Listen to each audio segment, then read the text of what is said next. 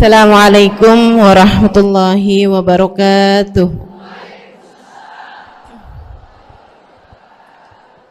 Alhamdulillah.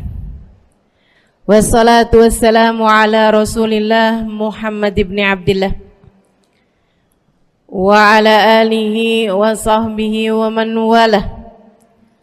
Subhanaka la ilma lana illa ma 'allamtana innaka antal alimul hakim. Rabbi shrah li sadri wa yassir li amri wahlul 'uqdatan min lisani yafqahu qawli. Amma ba'du. Bismillahirrahmanirrahim. Assalamualaikum Ustazah, saya izin bertanya, bagaimana hukum mengqadha puasa wajib di bulan Syawal? Apakah puasa sunnah Syawalnya dulu yang dikerjakan atau mengqadha puasa wajibnya? Apakah boleh mengqadha puasa wajib sekalian dengan niat puasa sunnah Syawal? Ustazah mohon jawabannya dari Ustazah. Mudah-mudahan Ustazah selalu dalam hidup penuh barokah. Syukron Ustazah. Salam Riau. Oh, dari Riau nih ya, Dek Putri ini. Baik, jadi begini nih Putri, mengenai puasa sunnah di bulan Syawal yang kita ingin kerjakan dengan qadha puasa wajib kita selama bulan Ramadan ini. Selalunya teorinya sama, yang wajib didahulukan dari yang sunnah, gitu kan? Yang wajib itu harus didahulukan dari yang sunnah gitu. Nah, ngapain kamu punya pekerjaan, ngapain kamu ngerjain kerjaan sunnah kalau kamu yang wajibnya belum kamu kerjakan? Itu sama aja kayak ada orang bangun di waktu malam, dia belum sholat isya tapi udah tahajud gitu. Lah yang ngapain dia tahajud orang isyanya aja belum gitu kan? Isya dulu baru kemudian kamu bisa ngerjain tahajud. Nah, terus bagaimana dengan orang yang punya puasa hutang nih? Punya hutang puasa Ramadan, sementara dia juga ingin menjalankan puasa 6 hari di bulan Syawal yang kata Nabi Muhammad SAW, man shama Ramadan thumma atba'ahu bisittin min Syawal faka'annahu shamad dahr. Siapa yang berpuasa Ramadan kemudian diiringi ditambahkan dengan 6 hari di bulan Syawal, maka seolah-olah dia telah menjalankan puasa selama 1 tahun penuh. Ini yang membuat ahli tarim itu kalau udah lebaran, itu lebarannya cuma sehari aja. Lebaran sehari di tanggal 1 Syawal, besoknya persis kayak bulan Ramadan lagi, hanya aja nggak ada taraweh. Itu aja bedanya. Sisanya tuh persis banget dah kayak bulan Ramadan lagi. Nggak ada orang jualan makanan di waktu siang, kemudian semua orang pada puasa gitu kan.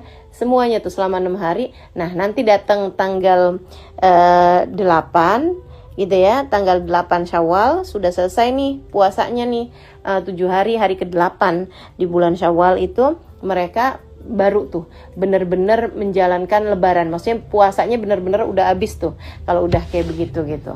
Nah, tapi kan kita nih kan nggak senegara ngerjain itu, jadinya juga memang sebaiknya ya kalau memungkinkan untuk dilaksanakan silahkan laksanakan. Meskipun para ulama mengatakan tentang sit Syawal, 6 hari di bulan Syawal itu nggak harus berturut-turut dan nggak harus mulai dari tanggal 2. Artinya kalau misalnya kamu tanggal 5 atau kamu ambil Senin Kemisnya 6 hari di bulan Syawal, yang penting ada 6 hari di bulan Syawal, kamu udah dapat pahalanya seperti puasa setahun penuh tersebut. Begitu ya. Jadi 6 hari puasa di bulan Syawal.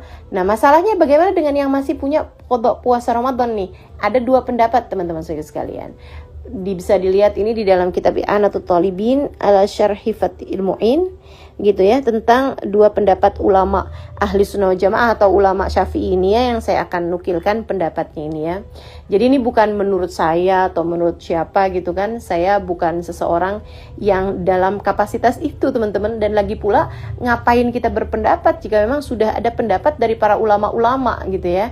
Jadi ini bukan pendapat saya kan, tapi pendapat para ulama-ulama. Sebagaimana yang sudah saya sampaikan tadi, ini semuanya juga hanya mengulang dari apa yang sudah disampaikan oleh para ulama-ulama kita, oleh para guru-guru saya, para orang-orang yang memang sudah mempelajari agama secara benar, secara sempurna, disampaikan lagi dan saya mendengarnya, saya sampaikan kepada teman-teman semuanya. Bukan, nggak ada sesuatu yang baru yang saya sampaikan, semuanya hanyalah merupakan dari apa yang sudah disampaikan oleh para ulama-ulama yang saya mempelajari baik lewat kitab maupun langsung lewat lisan-lisan mereka dari merekanya sendiri mendengarkan dari telinga, kemudian disampaikan dengan telinga mereka dari lisan para ulama sebelumnya, terus sampai bersambung pada baginda Nabi besar Muhammad sallallahu alaihi wasallam.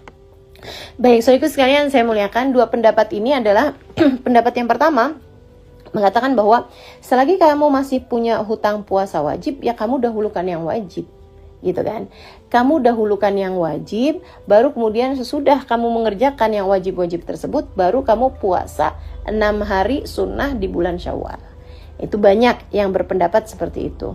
Dan ini muskil buat orang-orang yang hutang puasanya banyak, gitu kan. Kayak misalnya selama bulan Ramadan itu dia nggak puasa karena dia nifas misalnya, atau karena dia hamilnya yang berat, kemudian dia ya kalau itu memang nggak bisa memungkinkan untuk puasa Syawal juga ya, atau dia menyusui misalnya gitu kan, selama bulan Ramadan itu dia menyusui gitu. Nah ketika berada di bulan Syawal, dia memungkinkan nih untuk berpuasa karena dia sudah menyapih anaknya misalnya begitu ya. Nah itu selama bulan Syawal itu kalau dia pakai buat qadha puasa ya habis semuanya tanpa mendapatkan kemungkinan untuk berpuasa dengan puasa sunnah Syawal, karena 1 bulan Syawalnya semuanya penuh untuk membayarkan qadha puasanya gitu ya. Ala kulli hal, pendapat ini banyak diambil sama para ulama. Maksudnya banyak yang berpendapat dengan pendapat yang sama ini ya, bahwa ya kalau ada perkara wajib, perkara sunnah ya duluin yang wajibnya dong, bayar aja utang puasanya dulu gitu. Nanti kalau ada sisa waktunya untuk dia berpuasa 6 hari di bulan Syawal, ya dia dapat pahalanya, dia dapat puasanya, dia dapat pahalanya. Kalau enggak ya memang udah lewat gitu kan. Itu pendapat yang pertama. Kemudian pendapat yang kedua, dan ini juga banyak diambil sama para ulama-ulama kita, banyak diambil sama guru-guru kita teman-teman sekalian, ala ahli sunnah wal jamaah begitu ya, yaitu pendapatnya Imam An-Nawawi alaihi ridwanullah, di mana beliau mengatakan begini nih, yang dimaksud dengan puasa Syawal adalah adanya puasa di bulan Syawal, adanya puasa 6 hari di bulan Syawal. Sama dengan yang dimaksudkan dengan puasa Senin dan Kamis adalah adanya puasa di hari Senin dan hari Kamis. Begitu ya. Maka ketika seseorang mengerjakan puasa 6 hari di bulan Syawal, dia meniatkannya untuk membayar qadha puasa dia di bulan Ramadan, maka dengan itu qadhanya menjadi lunas dengan dia, maksudnya qadhanya menjadi terbayarkan dengan dia puasa 6 hari di bulan Syawal tersebut, dan dia pun juga mendapatkan pahala puasa Syawal kalau dia meniatkannya dengan dia menjatuhkannya pada bulan Syawal. Begitu. Artinya bahwa dia mendapat tuh semuanya tuh. Dia dapat qadhanya, dia dapat bayar hutang puasanya. Gitu ya. Dia bayar hutang puasanya dapat, maksud saya, dan dia dapat juga pahala sunnah 6 hari di bulan Syawalnya. Dari pendapat yang seindah ini, seenak ini teman-teman saudariku sekalian, saya mengambil maksudnya saya kalau melakukan puasa Syawal di bulan puasa 6 hari di bulan Syawal, saya meniatkannya untuk qadha gitu. Jadi saya niat malamnya itu nawaitu shoma ghadin an qadha fardhi syahri Ramadan gitu ya, an qadha fardhi syahri Ramadan wa an shaum Syawal wa an shaum sit min Syawal gitu ya. Jadi saya niatkan, ya Allah saya niat puasa besok hari, atau kamu bisa pakai bahasa Indonesia, ya Allah saya niatkan puasa besok untuk puasa qadha saya, dan juga untuk 6 hari di bulan Syawal, atau untuk melaksanakan salah satu puasa dari 6 hari di bulan Syawal, seperti itu gitu. Dengan cara itu kamu dapat dua-duanya gitu ya. Demikian pula untuk kamu kalau melaksanakan qadha puasa Ramadan kamu nih, misalnya kamu puasanya punyanya 10 hari qadha puasa, atau puasa kamu yang batal di bulan Ramadan karena kamu menstruasinya 9 hari tambah 1 harinya itu memang datang buka puasanya atau datang mensnya pada udah jelang-jelang buka puasa gitu ya. Jadi kamu utangnya 10 hari misalnya gitu. Kamu udah puasanya nih, selesai nih di bulan Syawal 6 hari misalnya. Nah, sisa-sisanya nih yang 4 hari, kamu bisa qadhain entah di bulan Syawal, entah di bulan-bulan yang lainnya. Sengaja juga kamu taruhkan di hari-hari yang kamu sunnah berpuasanya, teman-teman. Kayak misalnya Senin, Kamis, misalnya Ayyamul Bid 13, 14, 15 misalnya gitu ya. Dengan cara seperti itu kamu dapat bayar hutang puasanya dan kamu juga dapat puasa sunnahnya atau pahala atau fadilah puasa sunnahnya karena kamu menjatuhkan puasa kamu tersebut pada hari-hari yang memang dimuliakan Allah Subhanahu wa taala untuk berpuasanya. Kata Nabi Ibrahim yang Allah tuliskan dalam Al-Qur'an, "Ya Allah, jangan kecewakan aku. Jangan buat aku susah pada hari di mana Engkau membangkitkan hamba-hambamu. Nanti di akhirat saat manusia dibangkitkan, ya Allah, jangan buat saya susah, jangan buat saya kecewa. Yauma la yanfa' mal wala banun."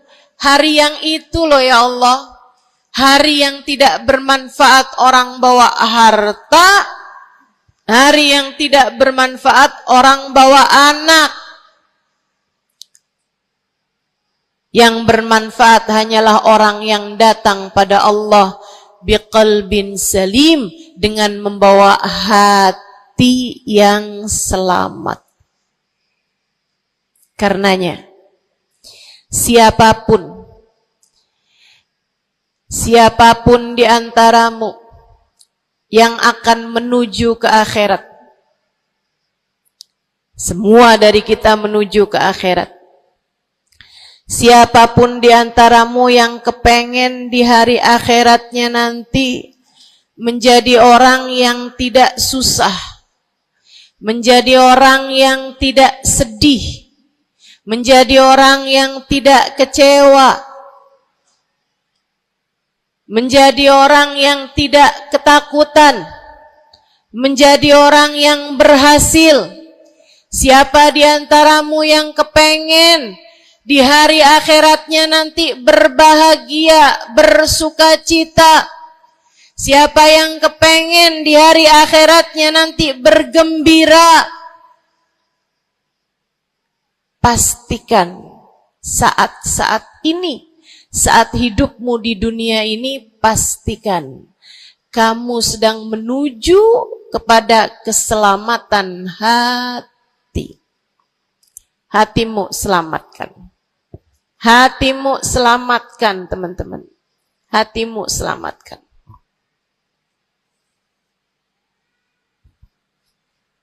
Semoga Allah karuniakan kepada kita selamatnya hati insyaallah. Amin. Semoga Allah menyelamatkan hati kita semua. Semoga Allah menyelamatkan hati kita semua. Nabi kita Muhammad menyebutkan dalam salah satu hadisnya, "Ala inna fil jasadi mudghah, idza salahat salahal jasad kulluh, wa idza fasadat fasadal jasad kulluh. Ala wahiyal qalbu." Kata Nabi, ketahuilah sungguhnya dalam diri manusia terdapat segumpal darah.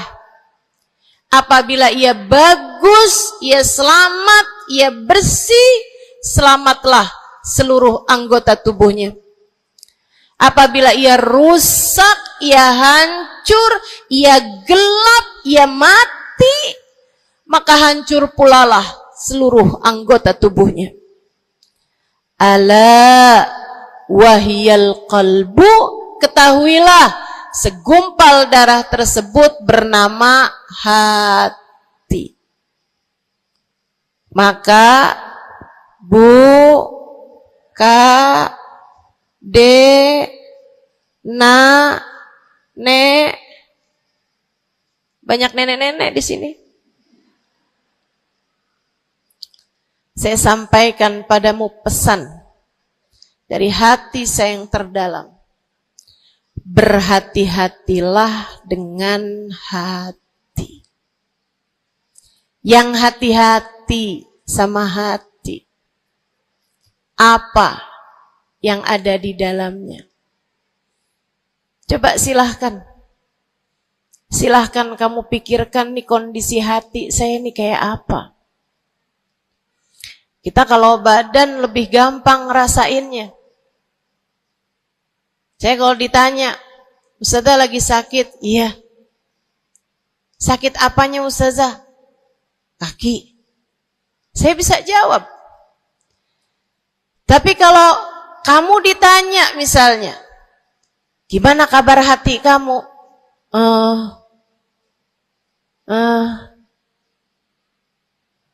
Gimana kabar hatimu?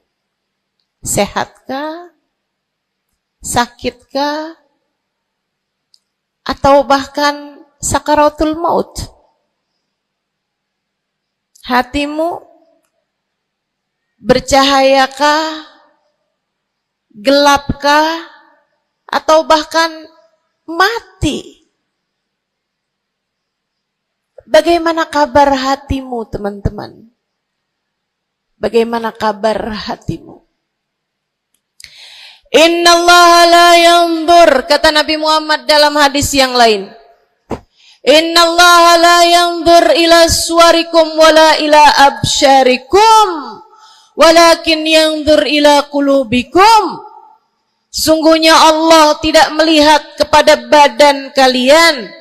Allah tidak melihat kepada warna kulit kalian. Allah nggak peduli hidung kamu mancung ataukah pesek.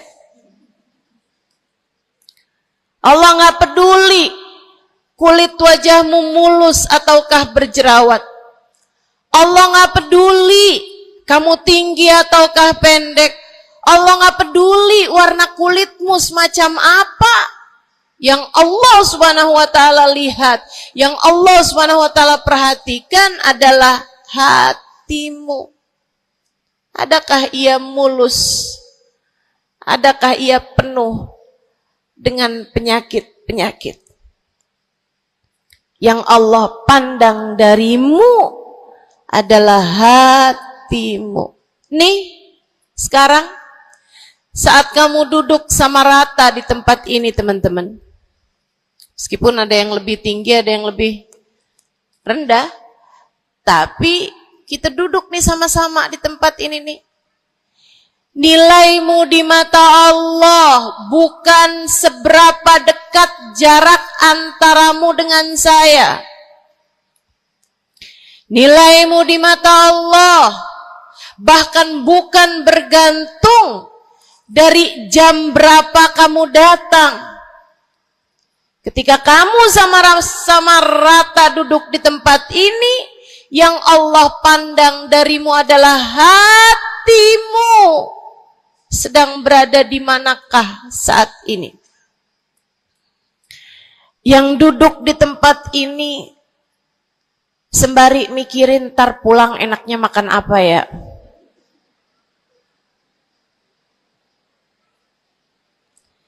Yang duduk di tempat ini sambil mikirin, kok saya lapar ya? Iya, belum sarapan. Gara-gara buru-buru, takut nggak kedapatan tempat duduk. Gara-gara buru-buru, kepengen bisa lihat mukanya Ustazah Halimah yang viral.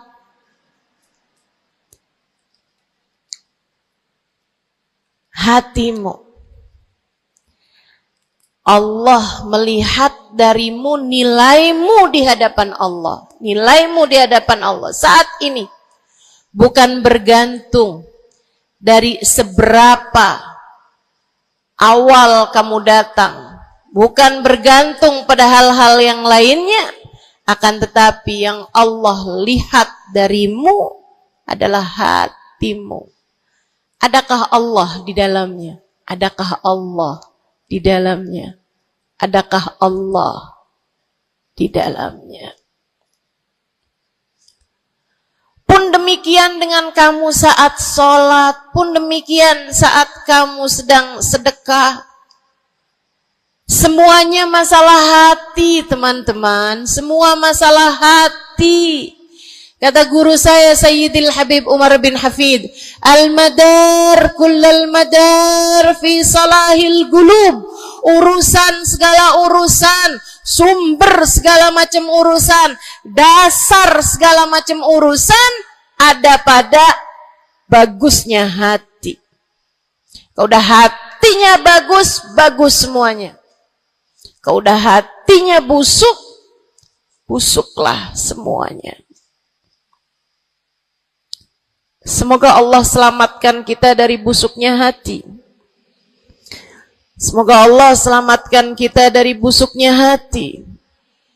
Amin ya rabbal alamin.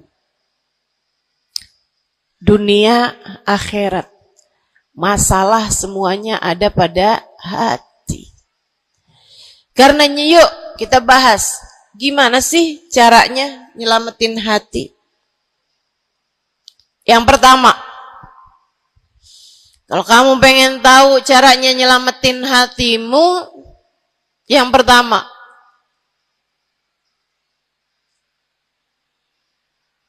bersihkan sampah-sampahnya. Nih, kamu mau rumah itu biar bagus, biar terjaga, biar selamat. Kamu lihat dalamnya, oh banyak sampah, banyak noda, banyak kotoran. Dari mulai kotorannya cicak, ayam, sampai mungkin anjing, karena lama nggak ditempatin. Karena lama nggak ditempatin.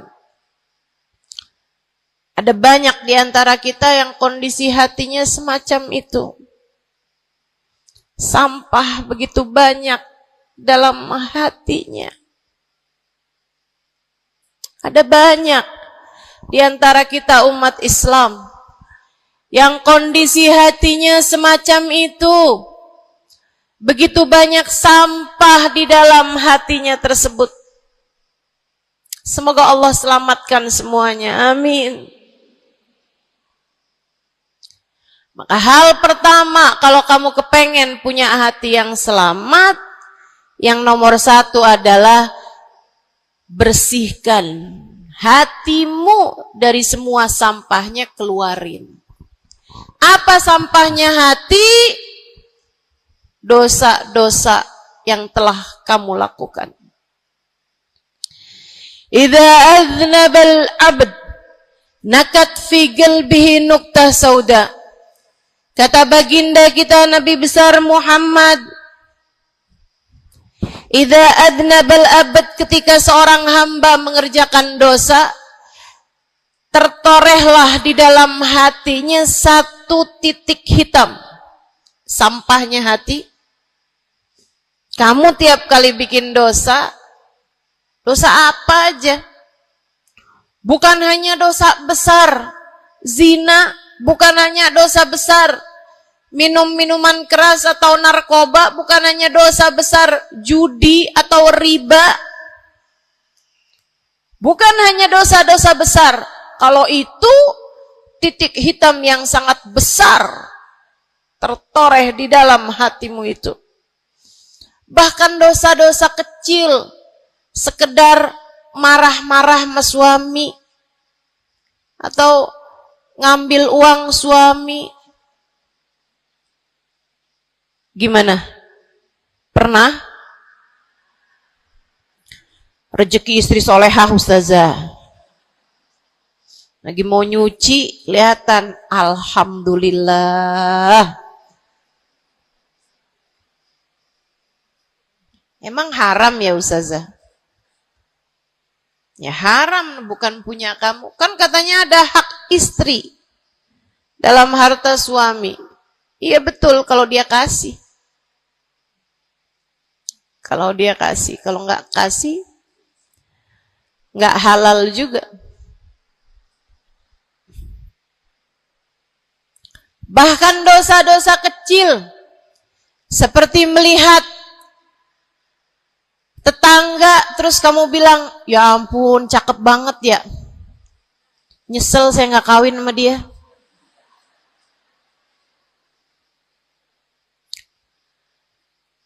Dosa. Seperti memandang seseorang dengan pandangan menghina. Seperti membicarakan aib orang lain. Setiap kali kamu berbuat dosa, apapun bentuk dosanya, satu titik hitam tertoreh di dalam hatimu itu. Ini istighfar wa tab. Musih. Kalau dia beristighfar, kalau dia bertaubat, dihapuslah titik hitam tersebut. Wa illa, kalau enggak, ya tetap aja ada.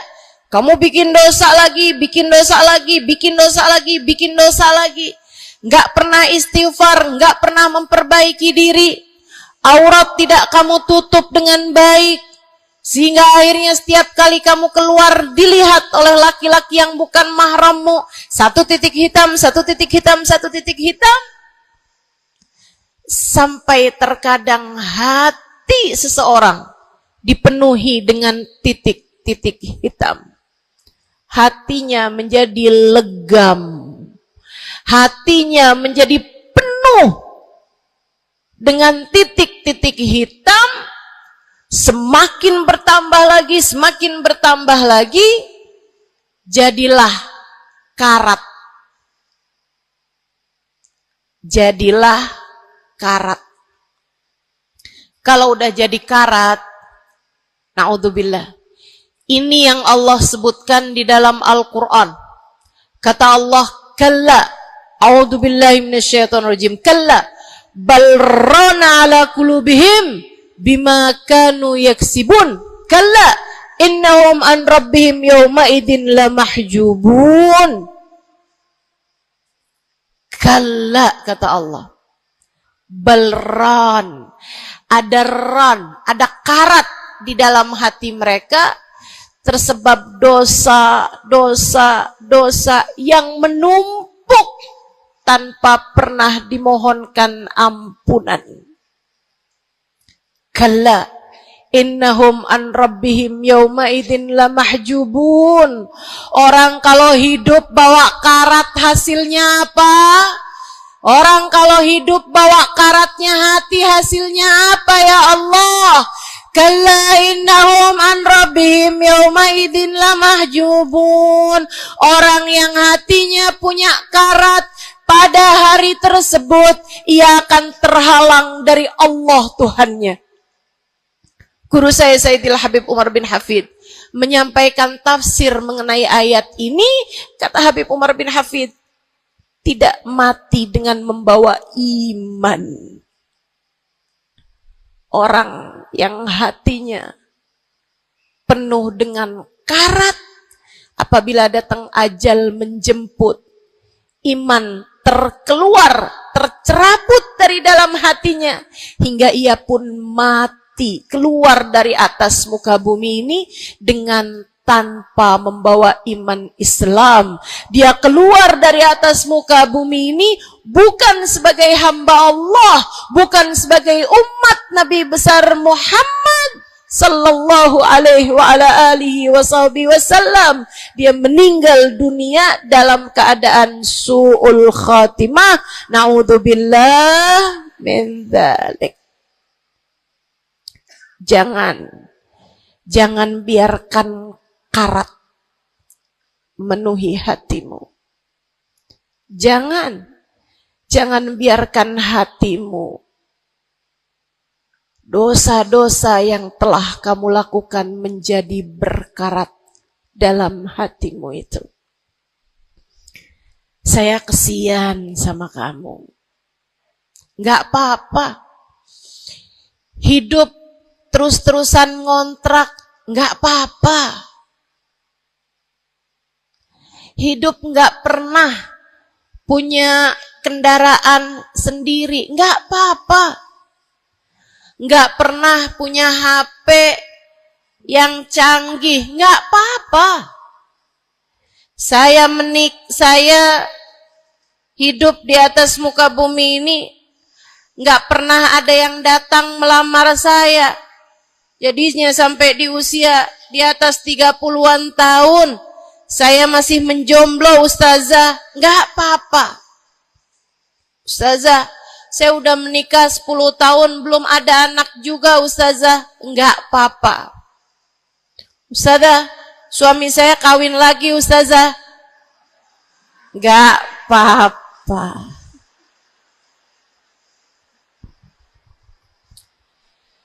Hidup di dunia ini, apapun yang terjadi, semuanya hanyalah sementara. Kamu hanya perlu memastikan agar tatkala datang ajal menjemput, kamu punya modal. Dan modal utamanya yang nomor 1 adalah hati yang bersih. Hati yang selamat. Kamu bawa pulang menghadap Allah Subhanahu wa ta'ala bigalbin salim. Kamu bawa hati yang selamat. Insya Allah. Mati nggak bawa suami nggak apa-apa. Mati nggak bawa anak nggak apa-apa.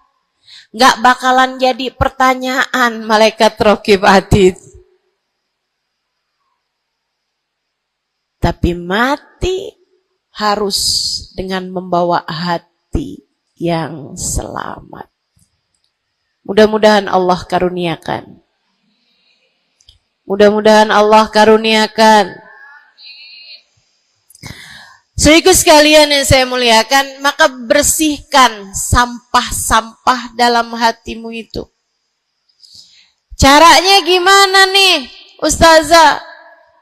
Dosa-dosa saya emang udah banyak banget. Saya di masa muda, di masa remaja, bahkan sampai udah tua juga nih, bergelimangan dengan dosa demi dosa. Banyak dosa saya, Ustazah. Saya zaman muda berada dalam masa jahiliyah. Dosa, segala dosa saya kerjakan. Apa yang harus saya lakukan?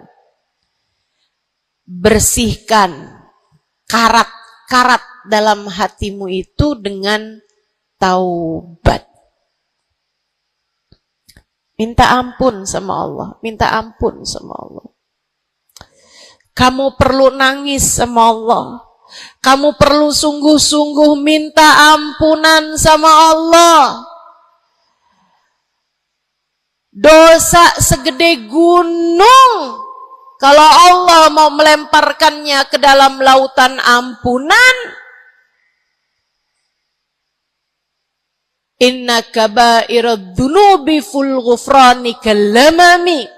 Katanya sahibul burda, sesungguhnya dosa-dosa besar dalam lautan ampunan, ia hanyalah seperti buih di dalam lautan. Gak ada artinya apa-apa kalau Allah mau ampuni. Dosa sebesar apapun, kalau Allah mau ampuni gak ada artinya. Tapi dosa sekecil apapun, kalau Allah mau perhitungkan, kamu gak akan selamat. Saya sampaikan padamu atas nama cinta. Dosa sekecil apapun yang kamu lakukan, jika ia tidak berjumpa dengan ampunan Allah, kamu bisa tidak selamat. Iblis nyembah Allah 70.000 tahun lamanya. Sujud di atas bumi, dia sujud, bumi dihancurkan, Allah naikin dia ke langit.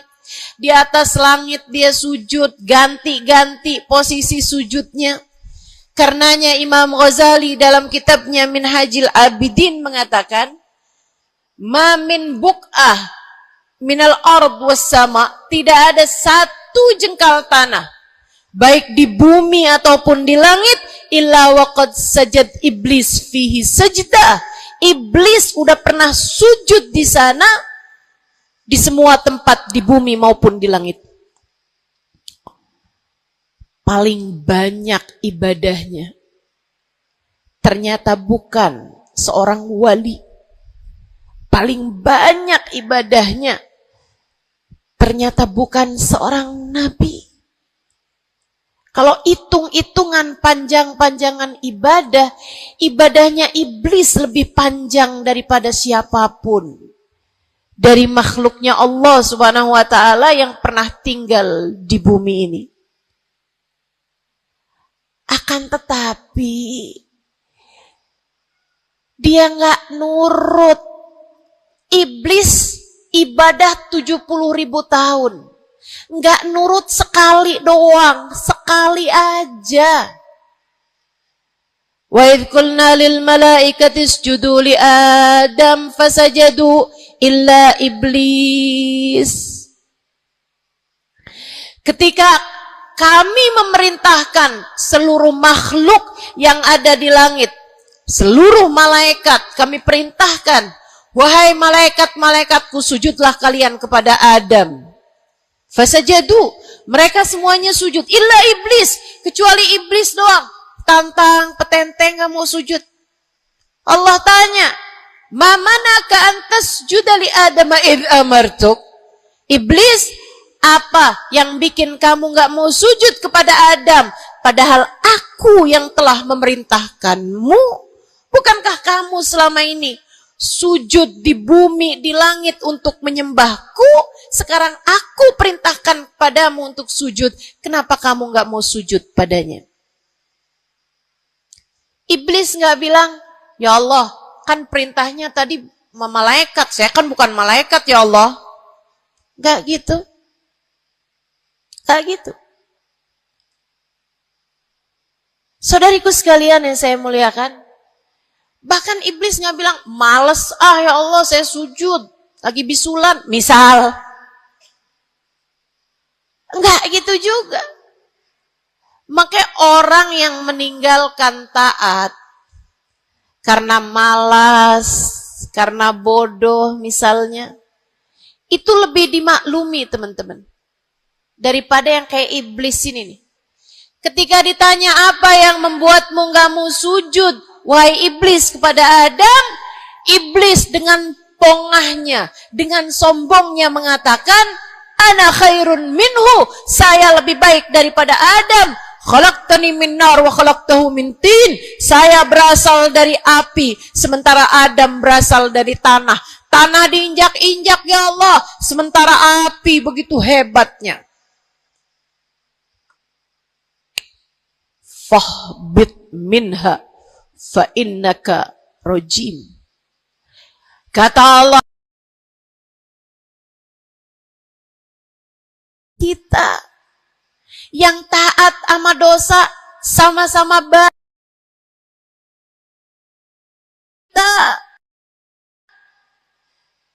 Yang mungkin dosa kita lebih banyak daripada taat kita. Kayak katanya Habib Ali Habsyi, kadang ada orang Islam, malaikat raqib yang nyatet pahala nganggur berbulan-bulan. Sementara malaikat atid yang nyatetin dosa sibuk bener. Gimana dengan kita? Iblis hanya satu saja melanggar aturan Allah. Allah kemudian mewahyukan padanya, keluar kamu wahai iblis dari surgaku, sesungguhnya kamu terkutuk. Kamu, kalau Allah mau memperhitungkan satu saja dosa kamu, kamu gak akan selamat. Saya sampaikan padamu, iya kamu, semua yang dengerin saya. Kalau Allah mau memperhitungkan satu saja dosamu, kamu gak akan selamat. Kamu tidak akan selamat. Tapi kan saya anaknya Fulan bin Fulan. Tapi kan saya keturunannya Fulan bin Fulan. Tapi kan saya istrinya Fulan bin Fulan. Bu, Kak, Dek, Nak, nggak selamat siapapun kamu. Anaknya Nabi Nuh, nabinya Allah tenggelam. Pamannya Nabi Muhammad, paman baginda kita Nabi besar Muhammad, Abu Lahab, Allah tuliskan kehancurannya, kecelakaannya, kebinasaannya di dalam Al-Quran. Mau siapa yang kamu andalkan? Tapi kan saya udah banyak bikin taat. Saya tiap malam bangun tahajud. Kamu nggak nyampe seujung kukunya ibadah iblis. 70.000 tahun. 70.000 tahun. Sujud pada Allah SWT di tiap jengkal tanah. Nih tanah yang sekarang kita jejak ini pernah dibikin sujud sama iblis. Waktu iblis tinggal di atas muka bumi ini. Tapi semuanya enggak manfaat. Kalau Allah mau memperhitungkan satu saja dosa hambanya, ia tidak akan selamat. Sebab Allah hanya mau menerima hati yang tidak ada sampah di dalamnya. Sebab hanya berkenan menerima hati yang tidak ada noda-noda di dalamnya. Sampah hatimu bersihkan. Dosa-dosamu taubati. Mintalah ampun kepada Allah. Mintalah ampun kepada Allah. Bangunlah di waktu malam, mandilah dengan mandi taubat. Saat-saat mandimu kamu bilang dalam hatimu, ya Allah, sebagaimana air membersihkanku dari segala kotoran-kotoran di badanku, ya Allah, bersihkanlah dosa-dosaku dengan hujan ampunanmu. Kemudian sholatlah. 2 rakaat, 4 rakaat, sholat taubat. Kemudian sesudahnya, mulailah kamu ingat dosa-dosamu. Mulailah kamu ingat dosa-dosamu. Dari sejak kamu balik sampai sekarang ini. Betapa ia telah menggunung. Betapa ia telah melumuri dirimu itu. Betapa ia telah menjadikan dirimu kotor. Kemudian ingatlah nikmat yang telah Allah SWT berikan, bahwa bersama dengan banyaknya dosa-dosamu, ia tak henti-henti memberikan kepadamu kenikmatan demi kenikmatan. Bahwa meski matamu berulang-ulang kau pandang yang haram dengannya, Allah masih membiarkan matamu dapat melihat. Betapa meskipun telingamu berulang-ulang kamu pakai untuk mendengarkan aib-aib orang, nyatanya sampai sekarang telingamu masih dapat mendengar. Betapa lisanmu, berapa banyak hati tersakiti dari lisanmu itu. Mertuamu kamu sakiti, suamimu kamu sakiti, anakmu bahkan kamu sakiti. Bodoh banget sih jadi anak. Astagfirullah, astagfirullah. Kamu kok bandel banget sih, mama nyesel punya anak kayak kamu. Astagfirullah.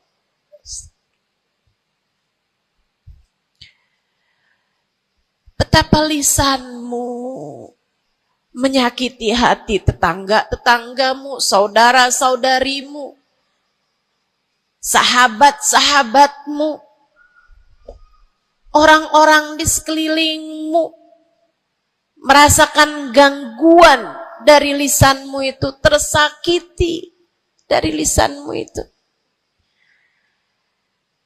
Tapi meskipun entah sudah berapa banyak dosa tercatat dari lisanmu, Allah masih tetap membiarkan lisanmu dapat berbicara sampai saat ini.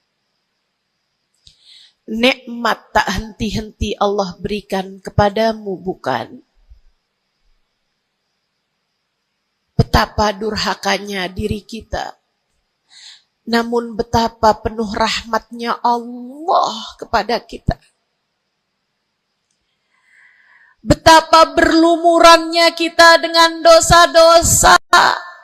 Namun betapa Allah bersama dengan segala dosa-dosa yang kita lakukan, tak henti-hentinya membanjiri kita dengan kenikmatan. Wa in ta'uddu ni'matallahi la tuhsuha. Kalau kamu mau hitung nikmatnya Allah, kamu tak akan pernah mampu menghitungnya. Sesudah kamu ingat-ingat dosamu, kamu ingat nikmat Allah kepadamu, kamu ucapkan seperti ucapan baginda Nabi Muhammad. Allahumma anta rabbi la ilaha illa anta khalaqtani wa ana abduka wa ana ala ahdika wa wa'dika mastata'tu a'udzu bika min syarri ma sana'tu abu'u laka bi ni'matika 'alayya wa abu'u bi dhanbi faghfirli fa innahu la yaghfiru dzunuba illa anta. Ya Allah, Engkau adalah Tuhanku. Tak ada Tuhan kecuali Engkau. Aku adalah hamba-Mu yang Kau perintahkan buat taat, yang Kau perintahkan untuk menepati janji semampuku. Ya Allah, aku berlindung dari buruknya perbuatan yang telah aku lakukan. Begitu buruk, begitu jelek dosa yang telah aku perbuat padamu, ya Allah. Abu'u laka bi ni'matika 'alayya. Ya Allah, Engkau selalu datang padaku dengan berbagai macam kenikmatan-kenikmatan. Wa abu'u bi dzambi, sementara aku selalu datang padamu dengan dosa demi dosa. Faghfirli, ampunilah aku ya Allah. Fa innahu la yaghfiru dzunuba illa anta. Bukankah tak ada yang dapat mengampuni dosaku selain Engkau ya Allah. Minta ampun sama Allah. Minta ampun sama Allah. Yang serius, menangislah di hadapannya. Menangislah di hadapannya. Dalam keheningan malam saat tiada sesiapapun yang melihatmu. Jauhkan dulu apapun yang dapat membuatmu kehilangan konsentrasi. Jangan lagi khusyuk-khusyuk begitu tiba-tiba kedengaran suara Shopee.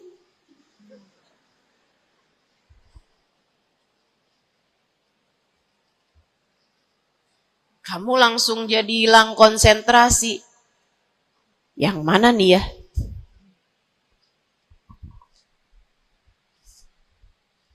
Bismillah.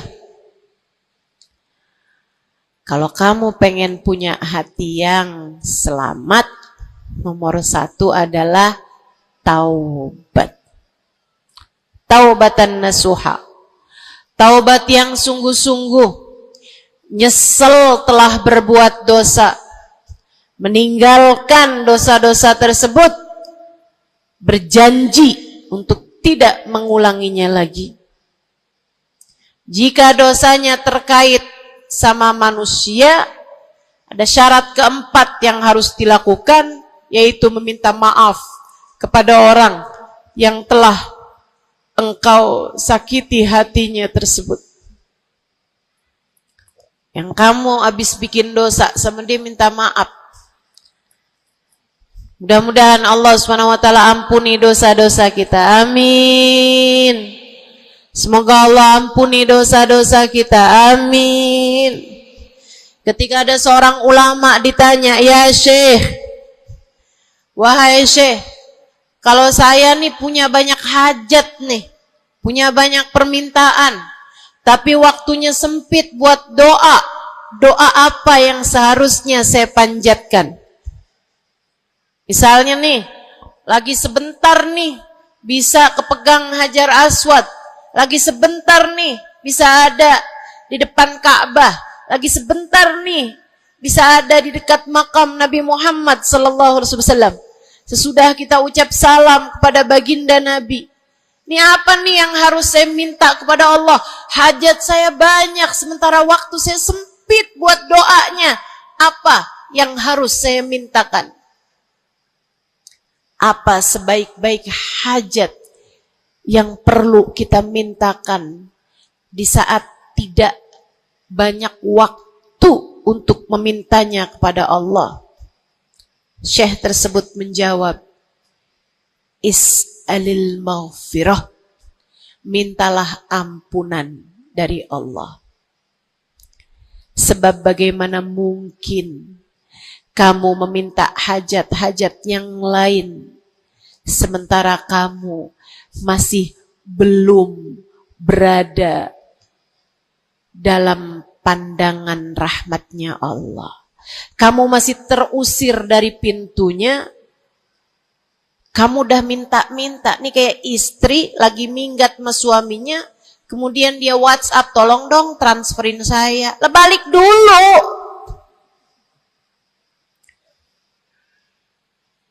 Baru minta.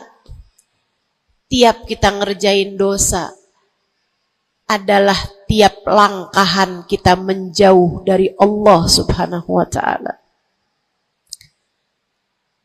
Tiap kali kamu mengerjakan dosa adalah langkahan-langkahanmu menjauh dari Allah Subhanahu wa ta'ala. Karenanya mendekat dulu, masuk dulu, Allah bukain pintu dulu, baru deh silahkan minta yang lainnya.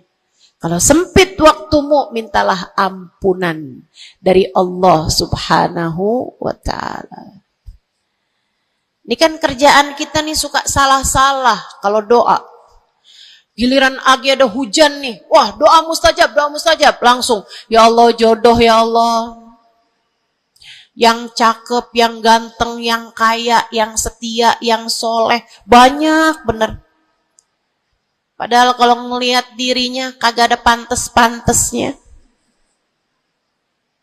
Kalau kamu pengen jodoh yang soleh, solehahkan dulu dirimu itu.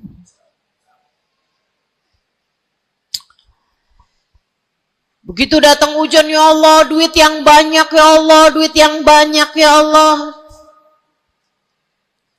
Mintalah dulu ampunan. Sebab kamu mati, gak bawa jodoh, gak apa-apa. Kamu mati, gak bawa duit, gak apa-apa. Tapi kita mati harus bawa ampunan Allah Subhanahu wa ta'ala. Sebab dosa akan mengotori ruang hati kita. Maka syarat utama hati yang bersih adalah keluarkan sampah darinya dengan cara taubat. Mohonlah ampun pada Allah. Secara serius. Cukup sekali Ustazah? Enggak cukup. Lo dosanya banyak. Tiap habis sholat minta ampun. Tiap ada kesempatan buat doa minta ampun. Tiap lagi datang hujan minta ampun. Tiap lagi ziarah ke makam Nabi, ke makam wali minta ampun sama Allah. Tiap lagi datang orang soleh, katanya doa sambil memandang wajah orang soleh mustajab. Apa yang mesti kita minta? Minta ampunan dari Allah Subhanahu wa ta'ala. Minta ampunan dari Allah Subhanahu wa ta'ala. Itu satu syarat mutlak utama. Pengen hatimu selamat, keluarkan sampah-sampahnya. Habis keluarin sampah-sampahnya, nah sekarang udah bersih. Ternyata ada penyakit-penyakitnya. Ada bagian itu yang atapnya bocor. Ada airnya yang tersumbat. Penyakitnya rumah. Bukan begitu? So ikut sekalian yang saya muliakan, kamu kepengen hatimu jadi hati yang selamat, sembuhkan hatimu dari berbagai macam penyakit-penyakitnya. Apa aja sih penyakit-penyakitnya hati? Banyak. Imam Ghazali menyebutkannya dalam kitab Ihya Ulumuddin. Sampai jadi satu kitab yang tebal membahas mengenai hal-hal yang buruk yang ada dalam hati manusia. Pembahasan panjang, nggak akan keburu waktunya buat bahas panjang itu. Tapi saya bilang, Bu, kayak rumah. Saya pernah beli rumah. Suami saya beli rumah. Kemudian saya liatin rumahnya bagus, bersih, cakep, udah nih. Kemudian satu hari saya ajak teman saya yang ngerti urusan rumah, ahli desain interior rumah. Saya bawa masuk dalam rumah saya, dia liatin, ini bocor nih Ustazah, yang ini nih harus cepet-cepetan ditambal. Terus dia lihat ada bagian atap tuh bocor tuh Ustazah, tambal dulu Ustazah. Dibenerin dulu tuh Ustazah sebelum ditempatin. Bu, saya kirain rumah saya udah bagus. Ternyata kalau dilihat sama ahlinya baru ketahuan. Kita juga begitu semua. Kita kirain hati kita baik-baik aja. Tapi kalau kita duduk ngaji, kalau kita hadir di majelis taklim, kalau kita dengerin kajian-kajian, kita baru paham. Ya Allah, ternyata hati saya ada penyakitnya di sini. Ternyata saya juga punya penyakit yang ini. Ternyata saya punya penyakit yang ini. Karena jangan berhenti belajar. Jangan berhenti mengaji. Biar kita paham penyakit-penyakit hati kita tuh di bagian mana. Sehingga kita bisa konsentrasi buat mengobatinya. Ada tuh bagian atap yang dibilangin sama temen saya nggak terlalu peduli. Saya liatin kecil aja kok. Sampai satu hari, untung aja saya nggak ada di bawah situ, jebol atap rumah saya.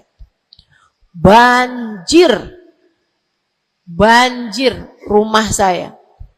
Gara-gara atap yang berpenyakit yang tidak diberesin. Begitu pula dengan hati kita. Cari tahu apa penyakitnya. Cari tahu apa obatnya. Dengan kamu duduk mengaji. Ini bukan urusan sejam, 2 jam dipelajari. Kemudian semuanya benar. Ini adalah PR seumur hidup kita. Buat sehatin hati kita. buat bagusin hati kita, buat bersihin hati kita. Penyakit hati paling berbahaya namanya kesombongan. Dan Bu, Kak, Dek, Nak, siapa di antara kita yang selamat darinya? Apa itu sombong, wahai Rasulullah? Kata seorang sahabat, sebab saya senang pakai baju bagus. Saya Rasulullah senang makan enak, senang pakai baju bagus. Saya sombong kalau gitu, wahai Rasul. Enggak, bukan itu yang namanya sombong. Kamu punya baju bagus, pakai. Jangan punya baju bagus, saya kalau pakai ini kelihatannya sombong. Ya udah dah, saya pakai yang rombeng-rombeng aja. Punya baju bagus tapi daster udah robek, itu aja yang dipakai. Tanya sama suaminya, kok kamu pakai baju yang ini sih, ini kan robek nih. Enak, adem. Adem yang lihat, adem yang make, gerah yang lihat. Bukan itu yang namanya kesombongan. Saya punya uang, saya bisa beli mobil yang bagus, tapi saya nggak mau beli, saya takut sombong. Bukan itu yang namanya kesombongan. Saya punya uang, bisa bangun rumah buat tamu-tamu. Ulama-ulama kalau datang bisa tinggal di rumah saya. Tapi saya nggak mau, kayak gitu ntar saya sombong. Bukan itu yang namanya kesombongan. Sombong, kata Nabi Muhammad, batarul haq wa ghamtun nas. Sombong adalah menolak kebenaran dan menghina orang lain, merasa diri lebih baik daripada orang lain. Itu yang namanya sombong. Merasa diri lebih baik dari orang lain. Merasa diri lebih baik dari orang lain. Sering banget ini kan kita kan. Betul? Dulu-dulu belum pakai jilbab.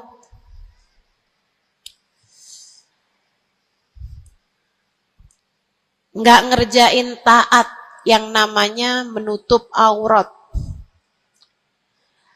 Habis itu kemudian pergi majelis, hadir kajian pakai jilbab, rapi banget. Bahkan tumpuk-tumpuk. Ustadzanya pakai jilbab 1 lapis, dia pakai 3 lapis. Tapi dia ngelihat orang-orang yang belum pakai jilbab, ya ampun, belum dapat hidayah, sian. Saya rasanya kepengen buat bisikin sama dia, Mbak, Israel udah deket. Boleh gak sih Ustazah, saya bisikin di telinganya, malaikat penjaga neraka kirim salam. Astaghfirullah. Dulu kamu berbuat dosa dengan membuka auratmu, kini kamu berbuat dosa dengan dosa kesombongan. Itu namanya bukan taubat. Itu namanya bukan hijrah. Itu namanya pindah dosa. Dari satu dosa membuka aurat menjadi dosa kesombongan, dan bisa jadi di hadapan Allah dosa kesombongan lebih besar nilainya daripada dosa membuka aurat. Bisa jadi. Bisa jadi. Para ulama mengatakan, rubba maksiatin aurathat dhulla ahabbu ilallah min ta'atin aurathat kibra. Terkadang kemaksiatan yang melahirkan rasa rendah diri di hadapan Allah lebih Allah sukai daripada ketaatan yang melahirkan kesombongan.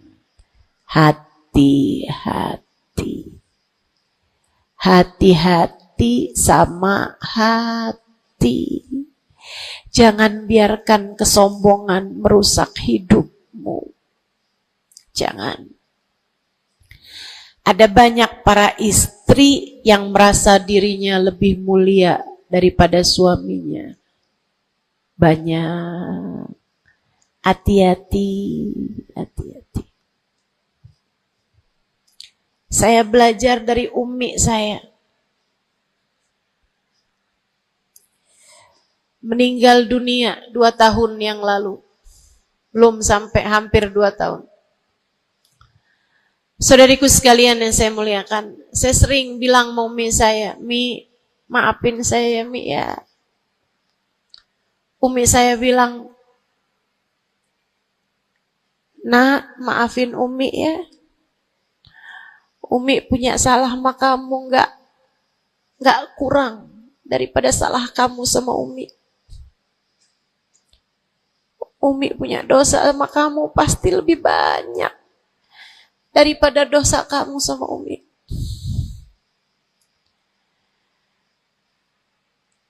Itu rasa yang jarang dimiliki para ibu. Seringnya ibu tuh merasa selalu lebih baik daripada anaknya. Seringnya ibu tuh merasa dia nggak punya salah, dia nggak punya dosa. Yang punya dosa banyak tuh anaknya kepada dirinya, bukan begitu? Ayo minta maaf dulu sama ibu. Ayo minta maaf dulu. Kan seringnya bilang gitu sama anak-anak kita. Kamu tuh nak, ibu ini adalah ibumu, surgamu berada di bawah telapak kakiku. Waduh. Betul, al-jannah tahta aqdamil ummahat. Tapi ucapan kamu yang semacam itu kesombongan. Yakin bakal masuk surga? Yakin? Yakin bakal masuk surga, Bu? Para ibu yang suka bilang surgamu anakku berada di bawah telapak kaki ibumu, yakin kamu bakal masuk surga? Hah? Allah nggak pernah wajib memasukkanmu ke dalam surga, Bu. Allah nggak pernah wajib menghindarkanmu dari api neraka, Bu. Allah nggak pernah wajib menjadikanmu ada di belakang Nabi Muhammad. Kalau kamu sampai Allah usir dari surganya, Allah masukkan kamu ke dalam nerakanya, kamu bisa apa? Kalau saat Nabi Muhammad menggiring umatnya dan kamu tidak bisa ada di belakangnya, kamu terusir dari rombongan Nabi Muhammad, kamu bisa apa? Kamu bisa apa? Nilaimu yang sesungguhnya nanti di akhirat kelihatannya. Nilaimu yang sesungguhnya nanti di akhirat kelihatannya. Jadi kalau kamu mau sombong, tar di akhirat. Kalau sampai kamu bisa masuk ke dalam surga Allah, kalau kamu sampai berada di barisan-barisan terdepan dalam rombongan Nabi besar Muhammad,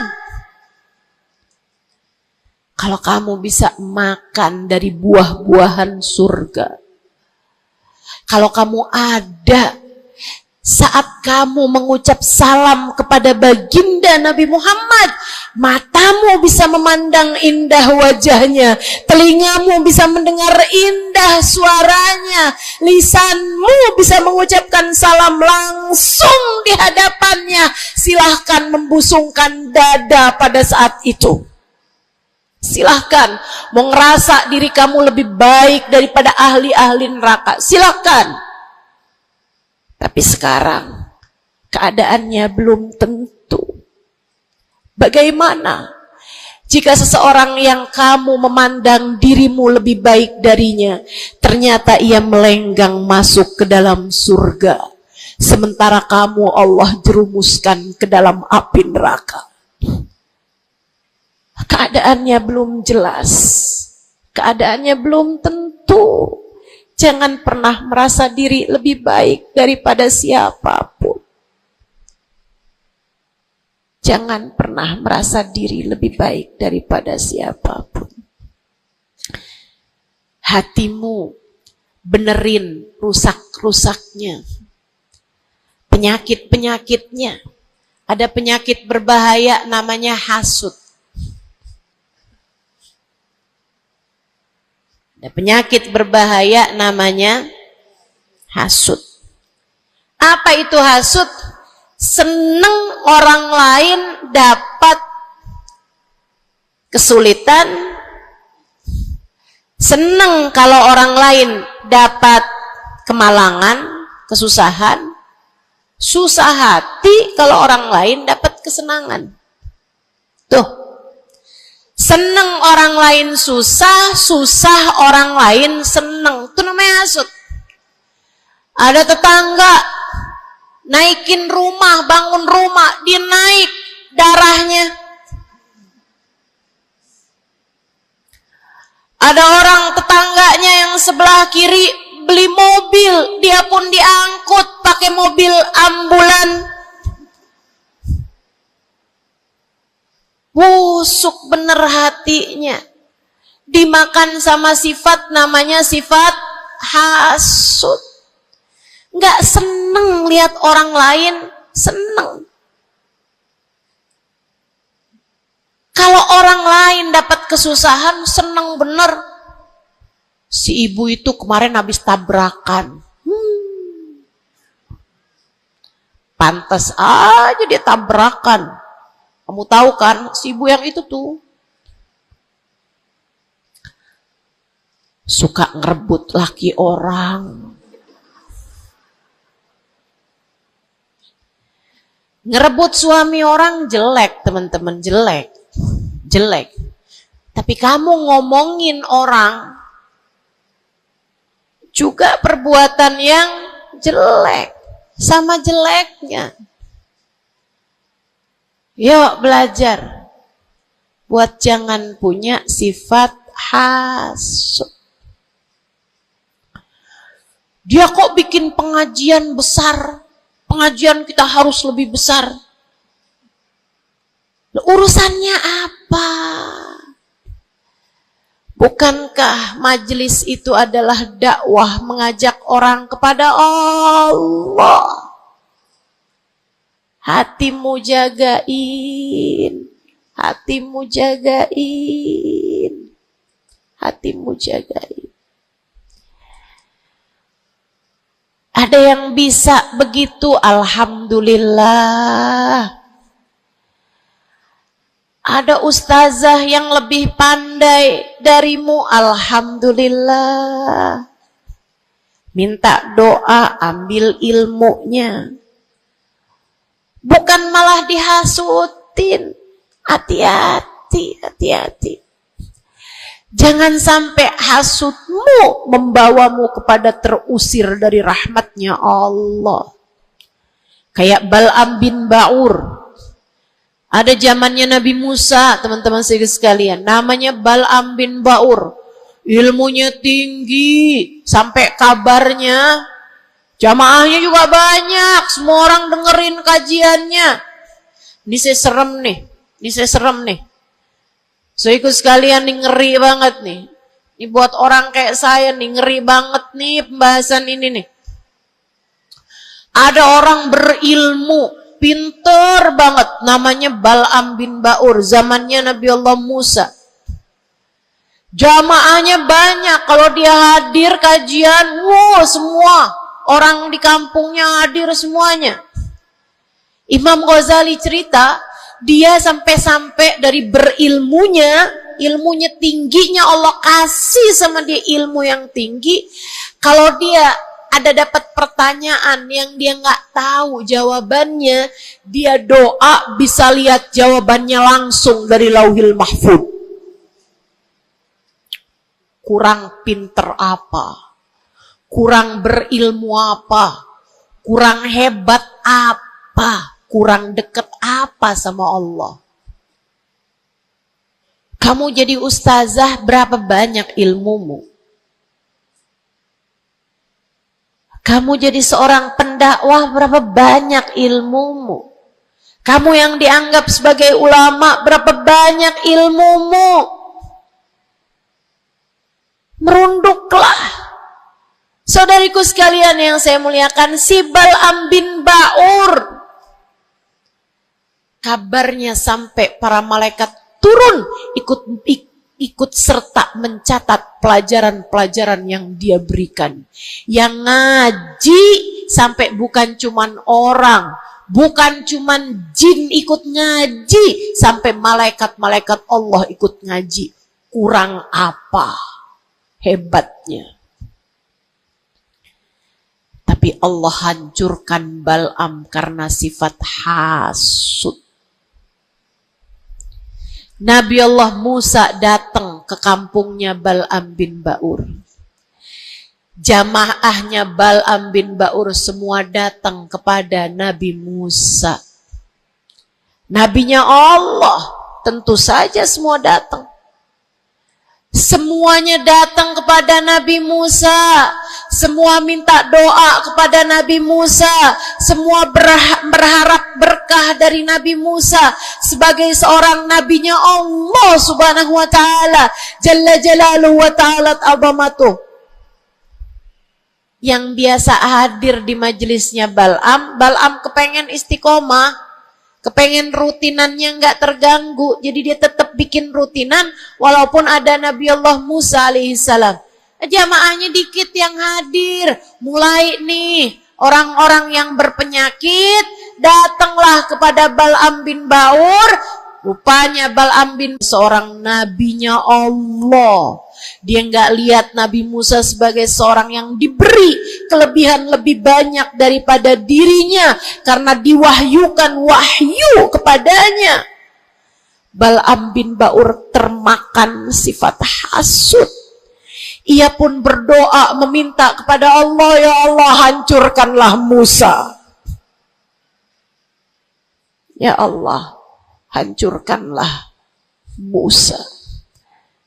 Hancurkanlah Musa ya Allah.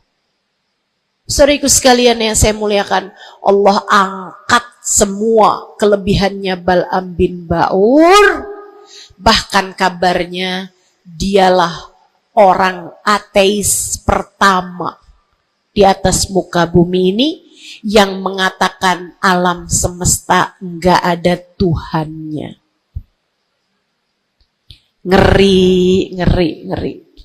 Allah cabut bahkan iman dari dalam hatinya Bal'am bin Ba'ur. Iman Allah cabut. Dari yang asalnya berilmu kayak begitu, Allah sampai cabut imannya, teman-teman saudaraku sekalian. Allah pun ceritakan tentang Bal'am bin Ba'ur dalam Al-Quran. Kata Allah Subhanahu wa taala, "A'udzu billahi minasyaitonir rajim. Famathaluhu kamathalil kalbi in tahmil 'alaihi yalhath aw tatrukhu yalhath." Perumpamaannya Bal'am bin Ba'ur seperti anjing. Kalau kamu angkat, dia menjulur-julurkan lidahnya. Kalau kamu tinggalkan, dia pun juga tetap menjulur-julurkan lidahnya. Dianjing-anjingin, bukan sama orang, sama Allah Subhanahu wa ta'ala.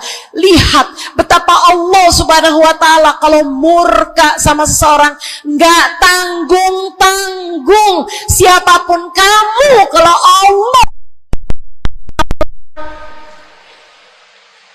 Allah murka sama kamu, nggak tanggung-tanggung murka Allah.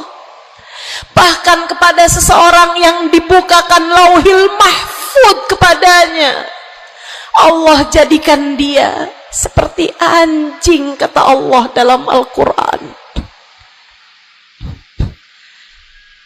Jangan berani-berani punya sifat hasud. Ingat, kalau ada orang diberi kelebihan lebih daripada kamu, ingat, yang ngasih kelebihan itu satu, namanya. Kalau ada seseorang tertimpa kemalangan, jangan sok-sokan merasa diri lebih baik daripada orang tersebut. Ingat, yang ngasih kemalangan kepadanya hanya satu, namanya Allah.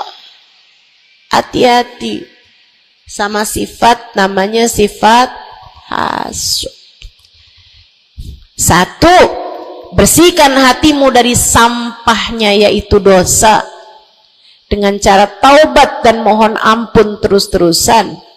Kedua, benerin rusak-rusaknya hatimu, penyakit-penyakitnya hatimu, yang terutamanya adalah sifat sombong dan sifat hasud. Hatimu belajar untuk tidak membenci siapapun. Hatimu belajar buat gak benci sama siapapun. Yang terakhir, kalau kepengen hatimu selamat, hiasi. Kalau rumah nih, udah sampahnya udah bersih, rusak-rusaknya udah dibenerin, udah direnovasi, sekarang tinggal yang terakhir. Apa itu? Hias-hiasi rumahmu. Pasangin horden, pasangin lampu yang bagus, pasangin lantai yang bagus, ditaruhin dekorasi-dekorasi, pajangan-pajangan kamu taruh-taruh, ada sofa, ada tempat tidur, dihias-hiasi rumahnya. Dicat rumahmu itu dengan warna-warna yang cocok, kan begitu? Hiasi hatimu dengan cinta. Hiasi hatimu dengan cinta. Hatimu ada cinta kepada yang semestinya dicinta. Siapa? Nomor satu Allah, nomor dua, nomor tiga, cintai apapun dan siapapun pada cintanya Allah dan Rasulnya. Cintai ulama karena mereka adalah pewaris para nabi. Cintai habaib dan syaraif karena mereka adalah orang-orang yang punya nasab sambung sama baginda Nabi besar Muhammad sallallahu alaihi wasallam. Cintai keluarga Nabi Muhammad, cintai para istri-istri Nabi Muhammad, cintai para sahabat-sahabat Nabi Muhammad, terutamanya al-khulafaur rasyidin, sadatina Abi Bakar wa Umar wa Uthman wa Ali. Cintai para sahabat Nabi Muhammad, cintai para ulama-ulama kita di sepanjang zaman, cintai Imam Syafi'i, Imam Maliki, Imam Hambali, Imam Hanafi. Cintai para ulama-ulama kita dari atas sampai kepada ulama-ulama kita yang sekarang ada. Cintai siapapun yang bawa Nabi Muhammad, bawa Allah, yang bikin kamu jadi kenal Allah, kenal Nabi Muhammad. Cintai. Pada cinta mereka terdapat cintanya Allah. Cintai anak-anak yatim sebab mereka dicintai sama Nabi Muhammad. Cintai orang-orang fakir karena mereka dicintai sama Nabi Muhammad. Cintai suamimu sebab kalau kamu cintai suamimu ya, bukan suami orang. Punya suami nggak dicintai, suami orang dia cintai. Astaghfirullah. Cintai suamimu, Bu, sebab dalam cintamu kepadanya mendekatkanmu kepada cintanya Nabi Muhammad, mendekatkanmu kepada cintanya Allah. Kamu sayangi, kamu hormati, kamu muliakan suamimu, Allah ridho kepadamu, Nabi Muhammad sayang kepadamu. Cintai orang tuamu sebab Allah memesankan kepada kita untuk cinta kepada orang tua kita. Cintai anak-anakmu sebab mereka umatnya Nabi Muhammad. Mereka umatnya Nabi Muhammad. Nabi Muhammad sangat sayang sama umatnya yang masih kecil-kecil. Nabi Muhammad sangat sayang sama umatnya yang masih belia, masih remaja. Mereka disayangi sama Nabi Muhammad, maka kamu pun harus sayang sama mereka. Yang tua-tua diantaramu sayangin, yang muda-muda diantaramu sayangi. Kata Nabi Muhammad, laisa minna man lam yuwaqir kabirona walam yarham saghirona. Tidak termasuk diantara umat Islam yang gak hormat sama yang tua, yang gak sayang sama yang muda. Cintai semuanya. Terakhir, cintai dirimu. Sebab kamu umat Nabi Muhammad. Cintai dirimu. Sebab kamu hambanya Allah.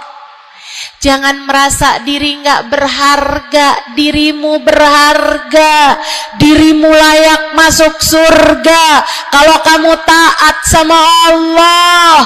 Jangan menganggap diri nggak ada artinya. Jangan. Kamu berarti sebab ada kalimat paling tinggi di dalam hatimu. Bunyinya kalimat La ilaha illallah Muhammad Rasulullah. Kamu berharga, saudariku sekalian. Kamu berharga. Jangan mau menghinakan dirimu dengan kemaksiatan. Jangan mau menghinakan dirimu dengan merebut suami orang. Jangan mau menghinakan dirimu dengan berharap uang. Kemudian kamu meminta-minta kepada orang. Kamu mengemis-ngemis kepada orang. Kamu umat Nabi Muhammad. Kamu hamba Allah Subhanahu wa ta'ala. Kalimat indah ada di dalam hatimu.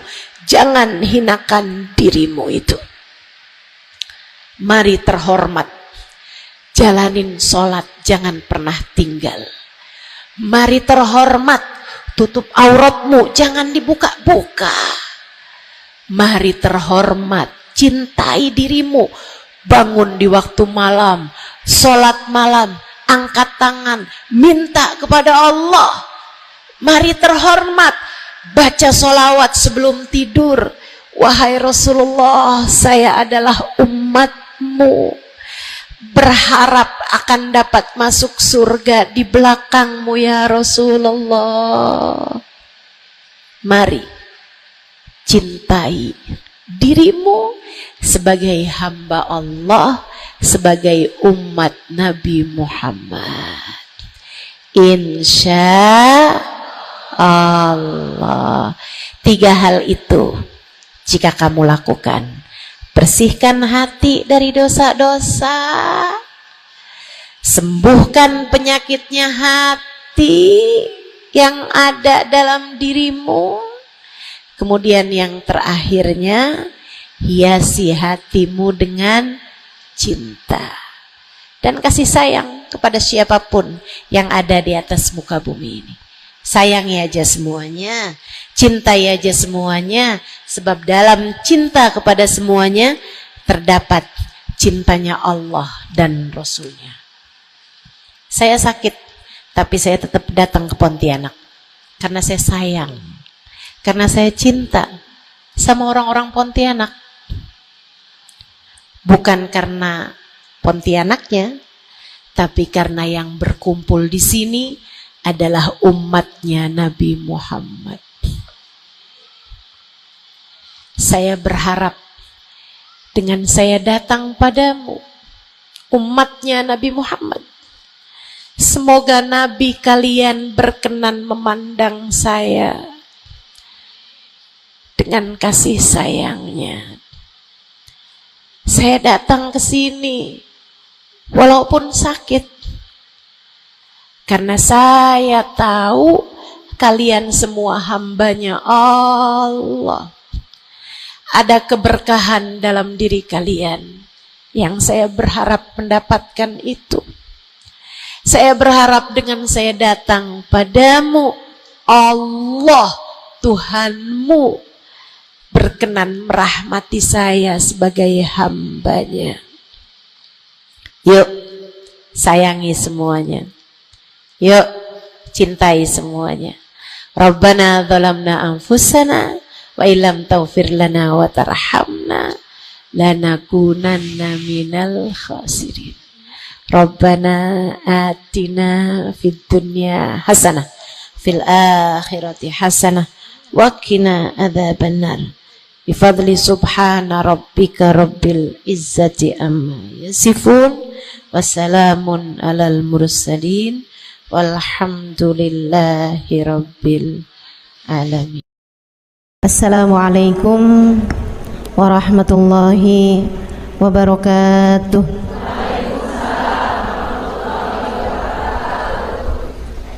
Alhamdulillah. Wassalatu wassalamu ala Rasulillah Muhammad ibn Abdullah wa ala alihi wa sahbihi wa man wala. Subhanaka la ilma lana illa ma 'allamtana innaka antal alimul hakim. Rabbi shrah li sadri wa yassir li amri wahlul 'uqdatan min lisani yafqahu qawli. Amma ba'du. Baik, sebelum kita mulai, kita akan baca niat belajar bersama-sama. Mudah-mudahan ilmunya nanti sekali lagi jadi ilmu yang manfaat buat kita sekalian. Bismillahirrahmanirrahim. Nawaitu ta'allum wa ta'lim wan naf'a wal intifa' wal mudzakarah wat tadhkir wal ifadah wal istifadah wal hidza ala tamassuk bi kitabillah wa sunnati rasulillah sallallahu alaihi wa alihi wasallam wa du'a ilal huda والدلالة على الخير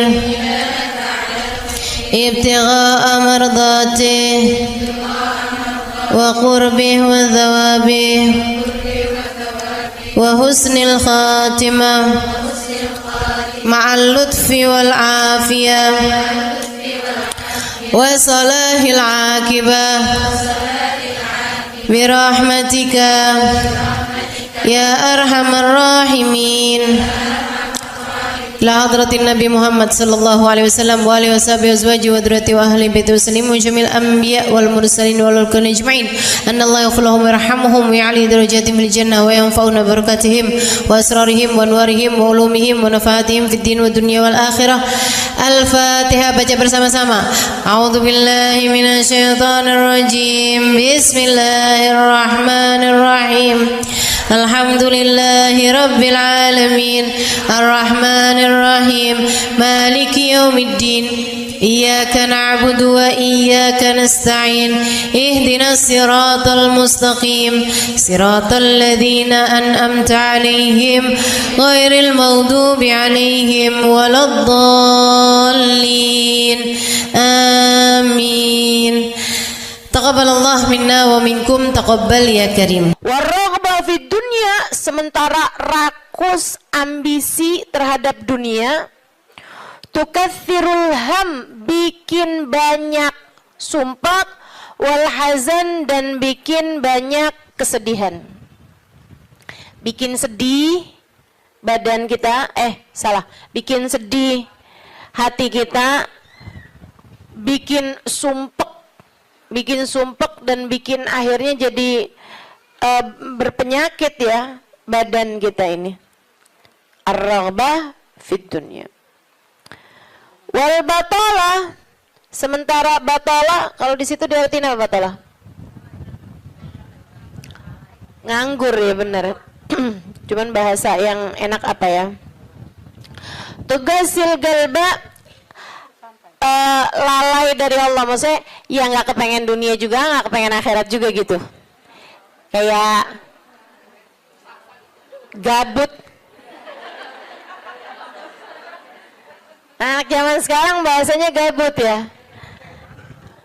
Gabut itu apa sih sebenarnya? Nggak ada kerjaan gitu kan? Itu kayak ada singkatan nggak butuh gitu kali ya dari itu ya. Nggak ngapa-ngapain gitu, pengangguran aja gitu, nggak jelas. Wal batalah tuh terlena, nganggur gitu kan, tidur mulu gitu, luntang lantung. Ada orang luntang lantung gitu kan, dibilang luntang lantung, dibilang lantung luntang. Tugasil galba, bikin keras hati, bikin keras hati. Nganggur tuh penyakit bahaya, memang bahaya. Wa qala alaihi salatu wassalam, dan bersabda pula baginda Nabi besar Muhammad, naja awwalu hadhil umma bizuhdi wal yaqin. Awal umat ini terselamatkan dengan zuhud wal yakin, dan dengan keyakinan yang kuat. Wasayahlik akhiruha bil hirsi wa tulil amal, dan akan hancur akhirnya umat ini, akan hancur disebabkan hirs, ambisi terhadap dunia, wa tulil amal, dan panjang angan-angan. Wa ma warada minal ayati wal akhbar wal athar fi dammi dunya wa dammil muhibbina laha warraghibina fiha wa dammil hirsi 'alaiha kharijun anil hasr. Dan apa yang warid, apa yang datang dari ayat, hadis, athar itu yang disampaikan oleh Nabi maupun para ulama, fi dammi dunya, dalam celaknya dunia, maksudnya mengenai betapa buruknya dunia, betapa buruknya orang-orang yang mencintai dunia, betapa buruknya orang yang ambisi terhadap dunia, dan mil hirs 'alaiha, betapa buruknya orang yang rakus terhadap dunia. Banyak sekali kharijun anil hasr, enggak bisa kehitung. Ayat, hadis maupun ucapan para ulama mengenai betapa buruknya dunia, betapa buruknya para pecinta dunia dan lain sebagainya, ini banyak banget hadisnya, keterangannya enggak kehitung. Watasani fil ulama, dan karangan-karangan para ulama